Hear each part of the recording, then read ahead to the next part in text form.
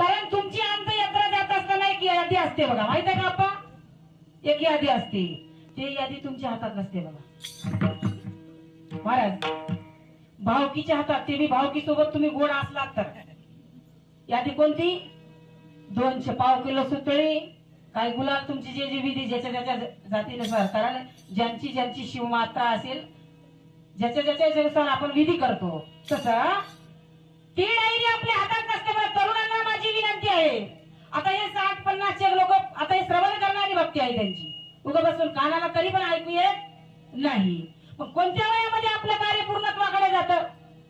चढत्या का उतरत्या? चढत्या वयामध्ये जातं ना. मग उतरत्या वयाकडे आपल्या हाती काही लागत नाही. आपल्या घरातलेच लोक आपल्याला मान देतात, समाजातले काय देणार आहेत का? मग चढत्या वयाकडे जो लोक आपलं जीवन यात्रा आहे, मग चढत्या वयामध्ये त्या वेळामध्ये किती आपल्यामध्ये घ्यायचंय हे आपल्या हातामध्ये आहे, बाकीचं काही हातामध्ये नाही महाराज. खाऊन पिऊन 10,000चा ड्रेस नाही, एक केवड्याचा कोट होता हातात, अंगठी घड्याळच होती म्हणून त्याची किती हजाराची होती, आणि त्या घड्याळीवर तर ते राजा सापडलाय. दादा सापडला का? अंगावर कोणती तरी खून असावी.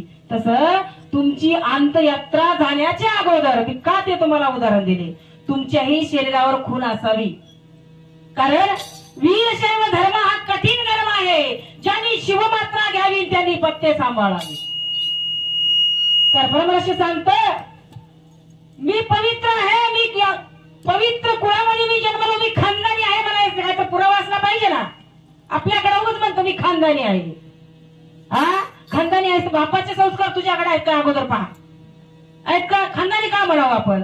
तसं या वीरशैव कुळामध्ये तुमचा माझा जन्म झालेला आहे, मग तुम्हाला खानदानी आहे म्हणा कसं अधिकार आहे का? कुळते पवित्र वीरशैव